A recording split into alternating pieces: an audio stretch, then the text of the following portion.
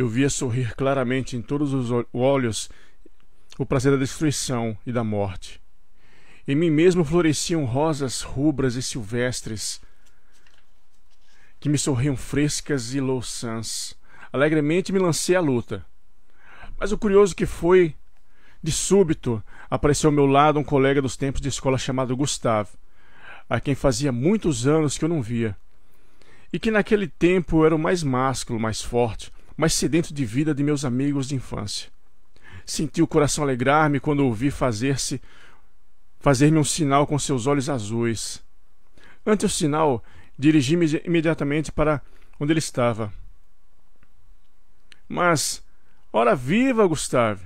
Exclamei feliz. Bons olhos o vejam. Que é feito de você?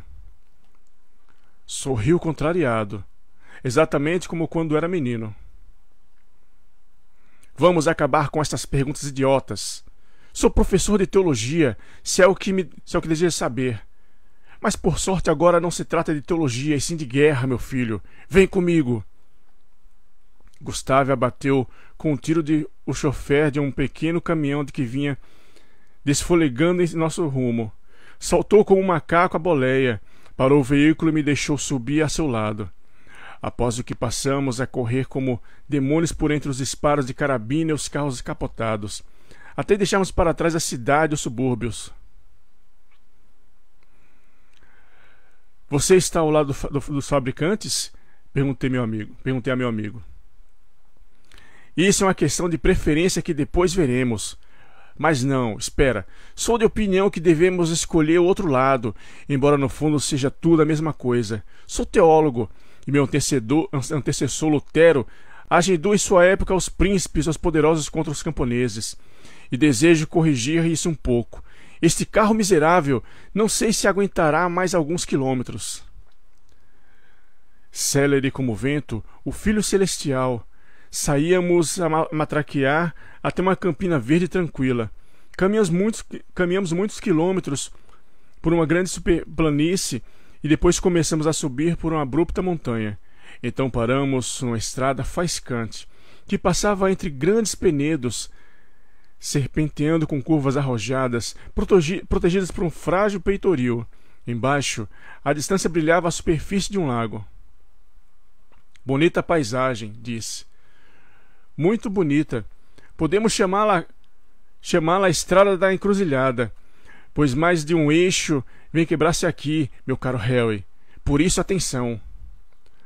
À margem do caminho havia um enorme pinheiro, e entre suas ramagens, algo assim como uma choça sobre uma plataforma, uma espécie de posto de observação. Gustave sorriu luminosamente para mim. Descemos pressurosos de nosso veículo e subimos pelo tronco até chegar à choça, a respiração ofegante, e nos escondemos naquele posto que muito nos agradou. Lá encontramos rifles, revólveres e caixas de munição. Mal chegamos a acomodar-nos na escalada, quando ouvimos ressoar na curva da estrada a buzina imperiosa de um carro luxuoso que avançou zumbindo a grande velocidade pela estrada lisa. Já tínhamos os rifles preparados à mão. A excitação era intensa. Atira no chofer! Ordenou Gustave no momento em que o carro se aproximava da árvore. Apontei para o boné azul do motorista e disparei. O homem caiu sobre o volante. O carro perdeu a direção. Chocou-se contra a muralha. Deu uma guinada. Voltou-se furioso como um besouro contra o parapeito da escada. Mergulhou e espatifou-se lá embaixo no abismo com um ruído surdo. Acertaste! Riu Gustave. O próximo será meu. Já outro carro vinha chegando. Os 3 ou 4 passageiros estavam encostados sobre os assentos. Da cabeça de uma mulher, uma ponta de lenço esvoaçava horizontal no ar. O véu era azul claro. Senti verdadeiro remorso. Quem sabe se não estaria sorrindo embaixo daquele véu um formoso rosto de mulher. Santo Deus! Estávamos brincando de bandidos. O certo seria, seguindo o exemplo dos bandidos generosos, não saciarmos nas belas mulheres nosso bravo desejo de matar. Mas Gustave já havia disparado. O chofer contraiu-se e tombou de lado. O carro precipitou-se sobre as rochas da direita. Voltou a cair sobre o leito da estrada com as rodas voltadas para cima. Esperamos um instante. Nada se moveu. Os homens, como se tivessem caído num laço, jaziam silenciosos sobre o carro. Este continuava rugindo e as rodas giravam burlescamente no ar. Mas logo se ouviu uma horrível explosão e o alto foi engolfado pelas chamas. É um Ford, disse Gustav. Temos que descer para deixar a estrada livre. Descemos e ficamos a contemplar a fogueira. Pouco demorou a apagar-se. Nesse meio tempo, arranjamos troncos de árvores verdes e usamo-los à maneira de alavancas para desviar o carro e atirá-lo ao abismo. 2 dos cadáveres caíram de dentro de uma das viradas e jaziam estendidos na estrada com roupas um pouco chamuscadas. Um deles conservava o paletó em muito bom estado. Revistei os bolsos para ver se encontrava algum indício de quem era a pessoa. Na carteira de couro encontrei alguns cartões de visita. Apanhei um e nele li as palavras Tat Tuan Azi. Muito engraçado, disse Gustav. Mas, na realidade, é indiferente saber quem sejam nossas vítimas. São pobres diabos como nós mesmos e o mesmo pouco importa. Este mundo deve perecer e nós com ele.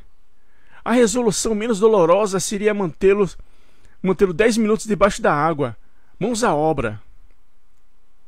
Atiramos os cadáveres atrás do carro. Já outro veículo vinha buzinando. Contra este disparamos mesmo do solo. Continuou a rodar mais um pouco, em seguida deu meia volta e permaneceu resfolegante em meio à estrada. Um dos passageiros mantinha-se sentado em seu interior. Era uma bela jovem que saiu do carro, pois não estava ferida, embora estivesse muito pálida e bastante trêmula. Cumprimentamo-nos amavelmente e pusemo-nos à sua disposição. Estava, todavia, demasiado assustada, tanto assim que não conseguia falar, e olhou-nos por um momento como enlouquecida.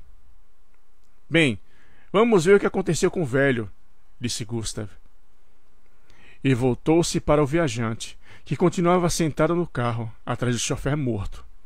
Era um senhor de cabelos grisalhos e curtos, tinha os olhos abertos, o olhar inteligente, mas parecia estar gravemente ferido, pois deitava sangue pela boca e mantinha o pescoço sinistramente inclinado e rígido.